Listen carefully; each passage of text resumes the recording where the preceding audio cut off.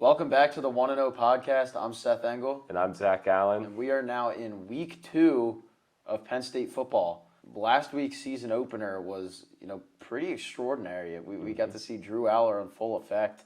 He threw for 325 yards, 3 touchdowns, no interceptions.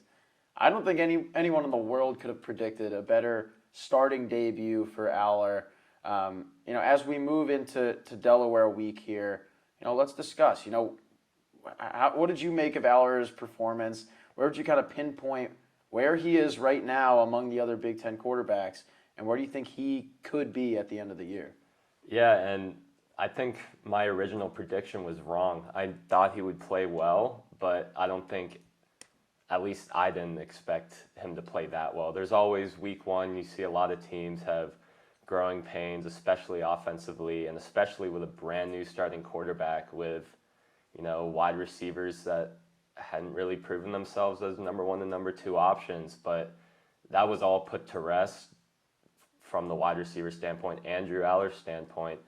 And I think when you look across the Big Ten, like you said, he eclipsed 300 yards. He's leading the Big Ten in pass yards right now and is number 1 in passer rating. And that's not to say he's not the best quarterback right now in the Big Ten, but I think he has potential by the season's end to maybe develop into the Big Ten's best quarterback. I think if you look at the first name that pops into my mind is J.J. McCarthy from Michigan. He's a great quarterback, but just from week 1 against West Virginia, I think it went better than anyone could have predicted. And yeah, that's kind of what you expected when you recruit a 5-star guy. Right. Yeah, I mean, my whole thing is that when you kind of rank the quarterbacks right now in the Big Ten, you look at experience levels, and to me, it's like Drew Aller played really well, exceptionally well, but he still only played 1 game. So we'll talk about this a little more, but when it gets to Delaware, and then as we start to see the season unfold a little more, that's really going to come down to, okay, we know Drew Aller has the skill set. We know he has the ability to make big plays, but can he do it at a consistent level? And to me, that's really what's going to either propel or hold back Penn State from reaching the playoff this year. Let's move forward. So obviously everyone's been talking about Drew Aller this whole week since the game ended. What other surprises did you see from that West Virginia game that really struck your eye this week? I feel like most of it was just the depth chart. We going into the season, I expected at least Keaton Ellis to get the start at safety alongside either Jalen Reed, Zakee Wheatley, or maybe KJ Winston. And then they show the starting lineup on the video board, and it's KJ Winston at the starting spot alongside Jalen Reed.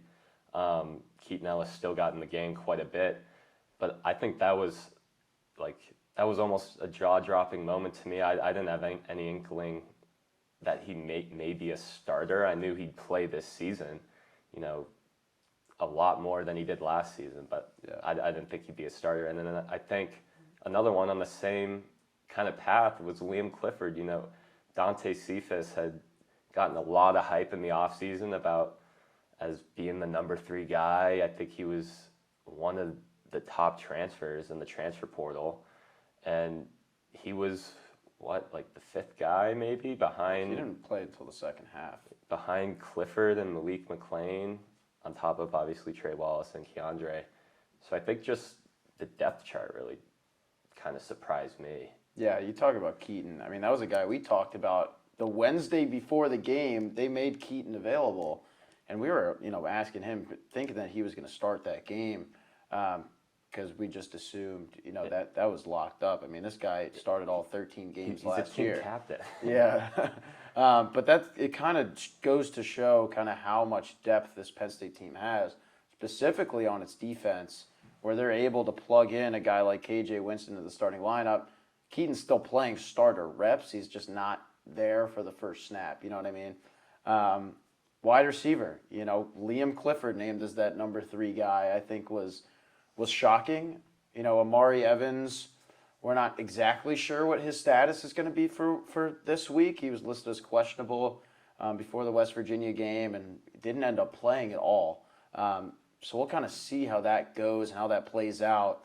James didn't really give us any, background or update when we asked him about Amari yesterday. He kind of just said, "Well, it's too early in the week, and we'll see." Classic Franklin answer. So we'll see what happens there. Amari Evans, to me, that was my front runner to win that number 3 job.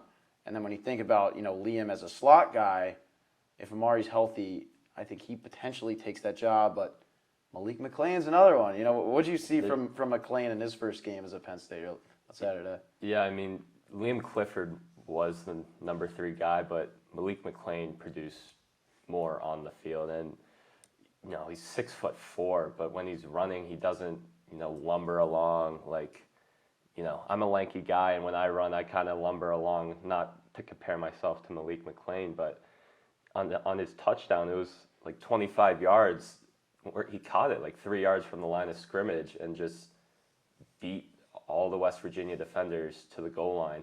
And I think you were talking to KJ Winston, and he kind of just said, like, he's a different style of receiver than what most defensive backs are used to. He said he's physical because of his height, run blocking, all of that, but he also has finesse. And I think we saw that in his Penn State debut. And I think it's a really good sign when a transfer in his first game, especially in a crowd that size, which might be more than Florida State's had. That's not a shot at Florida State. But I think it's a good sign going forward that he could potentially, against Delaware, be the number 3 guy. Who knows? That's really still up in the air. Yeah, I mean, we can kind of discuss what we expect to see from Penn State, and if they, choose to experiment a little bit with him, maybe with some other guys in that receiving core. We talked about wide receiver as an ongoing competition for that number 3 spot. We're in season now. That's still going on, but so are 2 other spots right now. That kicker competition is in full effect right now. After Sanders Sahedek missed 2 field goals in the first half against West Virginia, he was replaced by Alex Felkins, who came in. I think he hit 3 extra points and 1 field goal, so he was perfect in the second half. Where are we as we enter Delaware in terms of where that starting kicker job is? I think it's still up for grabs. Yeah, I kind of figured you'd ask me that, but I honestly don't have an answer, and I don't know if Penn State does either, because Sahedek has been in the program longer, but the first game against West Virginia did not go as planned, and those were very makeable field goals. Last season he was known as kind of the long range kicker with Jake Pinniger, but the 2 he missed were in the 30s. It was like a 34 and a 38-yard field goal. And, Felkins did go perfect. His made field goal was a 25-yard chip shot. But still, he was perfect. And, James Franklin also said that Sander got up in front of the team and kind of on his own addressed them. He didn't really get into what they said, what he said specifically, but that his teammates have respect for him. So I really don't know. I think it's really a coin toss, and James Franklin said it's the only reason Falcons got into the game after halftime, as opposed to letting Sander continue to kick, was because the competition was still that close. Yeah, I expect Sander to play on Saturday, but I do think Felkins is going to get the start. We'll see when they flip off. I think a lot of that depends on the scoring and how well whoever starts that game kind of does. But I really don't think there's a reason why Sanders should get the start again. It's almost like you go through the whole training camp, and then now you're in the season, and with each game, is its own separate competition. Like, we're really seeing this thing, play out live, and it just so happened to be on primetime television. But that's kind of the place where you want it. If you're in a kicker battle, and a lot of that is a mental game. The fact that you are under the lights, on primetime TV, and knowing that in front of 110,000 people, like, that's a big part of the competition. I think it's telling of where things are going. I don't think Franklin's given up on Sander just yet. I think he'll get a chance against Delaware, but we'll see. You know, we really can't say. Yeah, I think it's still pretty split. I mean, if you can make all the field goals you want in practice, but if they're not going in during the game, kind of doesn't matter how many you make in practice. Exactly. Yeah, I mean, we discussed kind of short-term expectations for moving forward. Delaware week now. I mean, this is a game that the betting lines haven't even been, put online because it's a FCS opponent against the number 7 ranked team in the country. I mean, you can pick any score prediction you want, and you really don't know. Like, and we'll talk about score predictions a little later down the road. But what are you looking for from Penn State this week, and how do you think things are going to go? I think what most people are probably looking for is some confidence in the run defense. I know West Virginia kind of had a very squirrely quarterback. He was very mobile, hard to bring down. But their running back also had over 4.5 yards per carry. And I think the talk going into the season was, defensive ends, linebackers, and that depth at defensive tackle.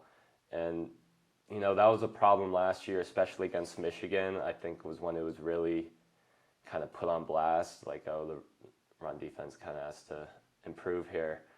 And although it wasn't against West Virginia, it wasn't catastrophic or anything like the Michigan game was last year. I think there still is some pause for thought there. And, for what it's worth, Delaware is ranked in the FCS rankings. I don't think that really matters, but their running back had over 100 yards in their first game last week. And I think that's probably what most people want to see. Yeah, you mentioned the depth at defensive tackle, which I think is interesting to bring up right now in terms of, how confident this unit, actually is right now, or how confident, the program is in the unit, is the fact that when those things were said in the summer and in the spring, like, oh, we lost P.J. Mustipher, but, now there's this whole group that could contribute. That's really not the case at the moment when you take into account that, Alonzo Ford Jr. is out for the year with an injury.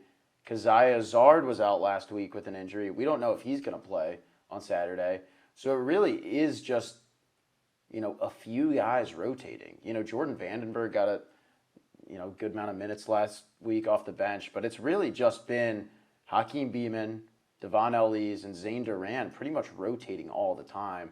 Then they'll throw in some other guys. So that's a room that's a bit depleted right now. And I think to say that they have good depth is, not true at the moment. I don't think there's really a strong suit there. And I think it's definitely a cause for concern, especially when you look ahead to Ohio State and Michigan, specifically Michigan, who has, arguably the best rushing attack in the country. To say, this is a group that has to figure it out, and I think Delaware is a good team where, it's an FCS opponent, so, you can't absolutely dominate Delaware on the ground. Like, who's to say you can dominate, Michigan or Ohio State? I mean, aside from run defense, though, like I talked about this a bit earlier, Drew Aller consistency, that's a big thing. He was phenomenal last week against a Power 5 school. So, how good can you be against Delaware? It's all relative, right? Like, if you played well last week, show it again against Delaware, but do it, on a crazier scale. Get out of that game quickly and get Bo Prabula in there. To me, that's what I'm looking for from Drew Aller in that offense. And I'm looking for a running back to get over 100 yards because they didn't do that last week. Yeah, and I think looking at Delaware, what are your score predictions? Yeah, score prediction. I mean, this is tricky, right? It's tricky when the spread hasn't even been, lined up yet. It's a hard one. I don't know. I mean, I think Penn State has to get into 50 points. For me, it's they looked great last week. They had 38 against West Virginia. It was a Big 12 team. You better put 50 on Delaware. So I'm gonna go 52-7. I'm gonna give Delaware benefit of the doubt. Give them a late game touchdown against a third-team Penn State defense. That's why I think they're going to come in there. I think this is a good Penn State team. I think it is. I think some of the question marks we talked about before are, going to figure themselves out against this team. We'll see if it does against some of the better Big Ten teams, but I think they're going to handle business pretty handily, and it's just going to be exactly what we think it's going to be. Yeah, and I'm kind of along the same lines. I think I published 56-6. I'm not giving Delaware a touchdown. I'm not going to give the benefit the of two the doubt field goals? there. Yeah, 2 field goals. I think they might start, driving down the field late just to get stopped on 4th down or something because, when West Virginia scored that late touchdown, it was James Franklin after the game was kind of like, well, obviously you don't want to give up a touchdown. Yeah. So, just because it's the third-team guys, maybe at that point, they're not going to try any less hard than they would be if they were the starters. Right. Yeah, I mean, those are predictions. I mean, we both got them inside 50, I think is doable. We'll see how things go, though. It should be an interesting game. It's first FCS opponent since 2021, since Villanova, and that game was a lot closer than I think a lot of people thought it was going to be. So you never know. Delaware did upset Navy last year, so you never know. You never know. I saw on Instagram the App State upset over Michigan in the Big House. Absolutely. But, I don't think that's going to happen, though. Yeah, it happens, but maybe not on Saturday. So we'll see. All right, thank you guys for watching. This has been the 1-0 Pod. You can find us online at psucollegian.com and on Twitter at psufootblog. Peace.